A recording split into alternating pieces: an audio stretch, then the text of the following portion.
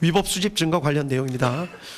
원본성, 무결성이 입증되지 않은 증거 등 다수에 대해서 모두 증거 배제 결정을 하고 이를 판결문에 별지로 첨부하였습니다. 군사기밀 관련된 증거에 대한 위법 수집 증거 주장도 하고 있지만 이 부분에 대해서는 받아들이지 않습니다. 구체적인 위법 수집 증거 관련 판단 부분은 모두 판결문에 자세한 이유를 설치했기 때문에 관련 부분을 살펴보시면 될 것 같습니다. 이러한 사정 하에 해당 증거들, 이 법원이 적법하게 채택하여 조사한 증거들에 의해서 다음과 같은 사실이 인정됩니다. 인정된 사실관계는 판결문에 자세히 기재가 되어 있습니다. 간략하게만 강조될 부분에 대해서 말씀을 드리겠습니다. 이 사건의 경위입니다. 피고인 윤석열 당시 대통령은 야당인 더불어민주당이 다수를 점하고 있는 국회가 정부의 주요 관료들을 탄핵하고 예산을 삭감하는 등의 조치를 쉽게 하는 데 반해서 대통령이나 정부는 이에 대항해서 할 수 있는 마땅한 조치가 없다고 생각하였고, 사실상 국회가 정부로 하여금 제 기능을 할 수 없도록 만들고 있다고 생각한 것으로 보입니다. 피고인 윤석열은 경호처장으로 일하다가 국방부 장관이 된 피고인 김용현과 이런 생각을 어느 정도 공유하면서 이러한 정치 상황에 대해 한탄하는 일이 잦았고, 가끔 방첩사령관 여인영, 특수전사령관 곽종근, 수도방위 사령관 이진우 등을 불러 격려하는 자리에서 그와 같은 생각을 표현한 적도 있는 것으로 보입니다.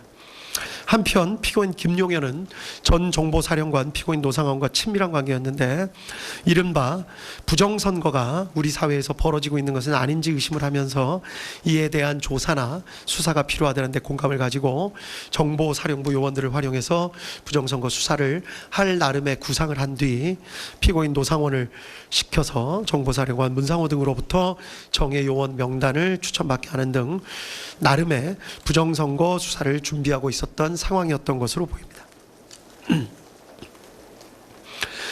이러한 배경 하에 피고인 윤석열은 국회에서 감사원장 등에 대한 탄핵소추 절차를 진행하는 등의 일까지 생기자 피고인 김용현과 사이에 비상계엄을 선포해서 국회 활동 및 일체의 정치 활동 등을 금지하는 포고령을 내리고, 그 다음 국회에 군을 보내 국회의사당 등을 봉쇄하며 국회의원들이 모여서 토의나 의결 등을 하지 못하도록 막고, 아울러 국회의장 여당과 야당 대표 등 주요 인사들을 포고령 위반의 형식으로 체포 구금하며, 이 기회에 군이 선거관리위원회 서버 등을 확보 분석하고 선관위 전산 직원들을 신문하는 등 부정선거 수사를 진행한다는 내용의 개괄적이거나 구체적인 계획 등에 대해서 서로 합의를 하고, 이를 12월 3일 22시경에 실행하기로 계획하고 세부 계획 등을 피고인 김용현에게 맡겼던 것으로 보입니다. 이 사건의 특징인데, 피고인 김용현은 방첩사령관 여인영, 육군특수전사령관 곽종근, 수도방위 사령관 이진우 등에게 위 계획을 있는 그대로 알리지 않았던 것으로 보입니다. 아마도 보안 유지를 하거나 또 이들이 반발할 가능성 등을 고려해서 있는 그대로 계획을 밝히지는 않았던 것으로 보입니다. 그 때문에 피고인 김용현은 이들에게 돌려서 말하는 방식으로 어떠한 상황이 있을 것과 그러한 상황이 발생했을 때 어떤 임무를 해야 하는지를 암시하는 방법으로 임무를 부여한 것으로 보입니다. 곽종근에게는 비상 상황이 발생하면 국회 선관위 등을 확보해야 한다는 말만을 던지거나, 이준호에게는 만약에 국회에 비상 상황이 발생하면 수방사는 어떻게 해야 할지를 생각해 보라는 말을 하는 식으로 이들에게 어떤 상황이 발생할 수 있다, 그때는 어떻게 해야 한다 라는 식으로 가정적 상황과 임무 부여를 하는 방식으로 임무를 하달했던 것으로 보입니다. 그 때문에 이들의 법정에서의 진술 내용이 일부 차이가 있는 것으로 보이고, 이 때문에 수사도 상당한 난항을 겪었던 것으로 보입니다. 다만 이들 사령관들은 이러한 지시 내용에 대해서 나름대로 그 의미를 모두 짐작하고 추정하였던 것으로 보입니다. 이들 사령관들의 입장에서 보면 이들은 군인으로서 명령이 떨어지면 복종해야 한다라는 생각과 함께 피고인 김용현이 말한 그런 상황이 실제로는 발생하지 않을 것이다, 또는 실제로 적이 국회를 테러할 것이라는 등에 대한 정보가 있기 때문에 아마도 피고인 김용현이 저런 말을 하는 것 아니겠느냐라는 강한 기대감과 우려도 함께 가졌던 것으로 보입니다. 이 때문에 아까도 말씀드렸듯이 당시 주고받았던 말과 생각에 대해 이들의 진술이 서로 다른 측면이 있습니다.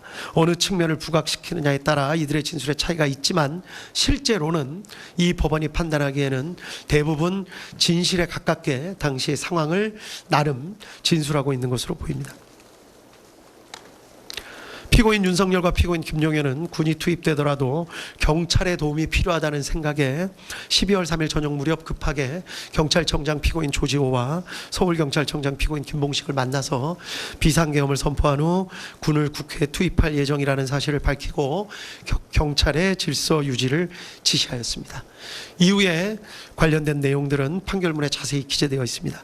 비상계엄 선포, 포고령 공고, 경찰의 국회 출입 통제, 군의 국회 봉쇄 시도, 주요 인사 체포 시도, 선관위 서버 확보 시도, 군의 더불어민주당 당사 투입 등이 있습니다. 이 부분을 확인해 보시면 될 것 같습니다. 결론적으로 이 사건 사실관계의 가장 핵심은, 이 법원이 판단한 핵심은 군을 국회로 보낸 것입니다. 사실 인정에 관한 주요 쟁점에 대해서만 간략하게 말씀드리겠습니다. 먼저 피고인 윤석열이 비상계엄을 선포하고 포고령을 공고해서 군을 국회나 선관위에 투입할 결심을 하게 된 경위에 관한 내용입니다.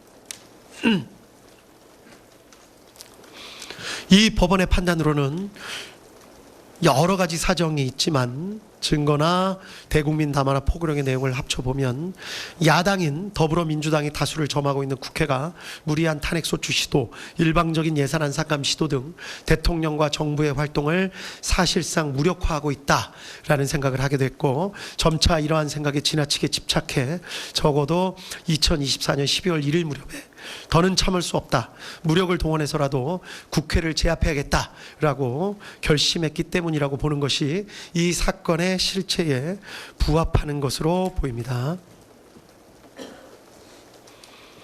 검사는 피고인 윤석열이 2024년 12월경이 아니라 약 1년 전부터 비상계엄을 선포하며 국회를 제압하여 이른바 장기 독재를 하려는 의도를 가지고 내외적 여건을 조성하고 또 그게 여의치 않게 되자 궁지에 몰려 이 사건 비상계엄에 이르게 된 것이라는 취지로 주장했지만, 그러한 경위 및 과정을 인정할 증거는 부족하다는 것이 이 법원의 판단입니다. 이른바 노상원 수첩 등은 작성 시기를 정확히 알 수 없고 일부 내용들은 실제 이루어진 사실과 불일치하는 부분도 있으며 모양, 형상, 필기, 형태, 내용 등이 조악한 데다가 보관하고 있던 장소, 보관 방법 등에 비추어 보더라도 그렇게 중요한 사항이 담겨져 있던 수첩이라고 보기에는 무리가 있습니다. 또 피고인 윤석열이 피고인 김용현과 함께 여인영, 곽종근, 이진우 등과 함께한 여러 차례 식사 자리에서 말한 내용을 살펴보더라도 어떠한 의도나 구상, 계획 등을 내비친 것으로 보기에는 무리가 있고, 오히려 단순한 불만이나 격정을 토로하거나 하소연, 답답함 등을 내비친 것으로 볼 여지가 적지 않습니다. 또 이 사건 비상계엄 후 이루어진 각종 조치를 보면 장기간 마음먹고 비상계엄을 선포하였다고 보기에는 지나치게 준비가 허술하고 국회를 무력화시킨 후의 계획 등에 관해 별다른 증거나 자료, 흔적 같은 것도 찾아볼 수가 없습니다.